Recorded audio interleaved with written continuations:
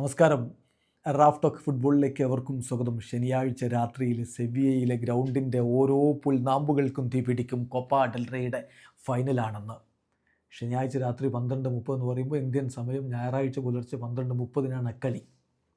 ആ കളിക്ക് മുന്നോടിയായിട്ട് ഇപ്പോൾ റയൽ മാഡ്രിഡിൻ്റെ മുൻ സൂപ്പർ താരം പെപ്പെ ചില കാര്യങ്ങൾ പറയുന്നു. 2011 നിങ്ങൾക്ക് ഓർമ്മയില്ലേ, അന്ന് ക്രിസ്ത്യാനോയുടെ ഗോളിൽ വിജയിച്ചത്. അത് റയലിൻ്റെ ചരിത്രത്തിൽ തന്നെ പ്രധാനപ്പെട്ടൊരു വിജയമായിരുന്നു. പിന്നീട് കാര്യങ്ങൾ മാറി മറിഞ്ഞ് ഞങ്ങൾ ഒരുപാട് കിരീടങ്ങൾ വാരിക്കൂട്ടിയത് ഓർമ്മയില്ലേ. അതുപോലെ ഈ പ്രതിസന്ധിയുള്ള ഘട്ടത്തിൽ റയലിന് വിജയിക്കാൻ കഴിയുമെന്നുള്ളൊരു ആത്മവിശ്വാസം അദ്ദേഹം പ്രകടിപ്പിക്കുകയാണ്. പെപ്പെ ഡിയാരിയോ എസുമായിട്ട് സംസാരിച്ച വാക്കുകളിലേക്ക് നമുക്കൊന്ന് പോകാം. അദ്ദേഹം പറയുന്നു, തീർച്ചയായിട്ടും ബാഴ്സലോണയാണോ ഈ കോപ്പ ഡെൽ റേ ഫൈനലിലെ ഫേവറിറ്റ്സ് എന്ന് ചോദിച്ചാൽ യെസ്, അതങ്ങനെയാണ്. പക്ഷേ നിങ്ങൾക്കൊരിക്കലും റയൽ മാഡ്രിഡിനെ എഴുതിത്തള്ളാൻ കഴിയില്ല.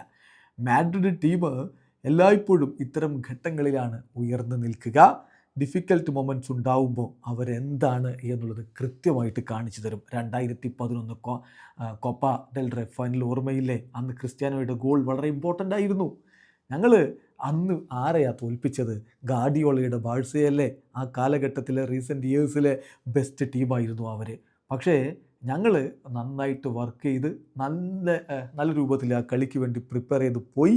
തീർച്ചയായിട്ടും അവിടം മുതൽ, ആ ഒരു മത്സരത്തിലെ വിജയം മുതൽ ഞങ്ങൾ കാര്യങ്ങൾ മാറ്റിമറിച്ച് ഒരുപാട് കിരീടങ്ങളിലേക്കും ഒരുപാട് ഫൈനലുകളിലേക്കും ഞങ്ങൾ അതിന് ശേഷം കടന്നുപോയി എന്നുകൂടി പെപ്പെ ഓർമ്മപ്പെടുന്നു. എന്തായാലും അന്ന് പെപ്പിൻ്റെ ടീമിനെ തോൽപ്പിക്കാൻ കഴിഞ്ഞിട്ടുണ്ടെങ്കിൽ ഇന്ന് ഫ്ലിക്കിൻ്റെ ടീമിനെ തോൽപ്പിക്കാനും കഴിയും എന്ന വിശ്വാസമാണ് റയലിൻ്റെ മുൻ സൂപ്പർ താരം പറയുന്നു. വീഡിയോ അവസാനിക്കുന്ന ഫുട്ബോൾ ലോകത്തെ കൂടുതൽ വിശേഷങ്ങളുമായി റാഫ് ടോക്സ് എത്താം.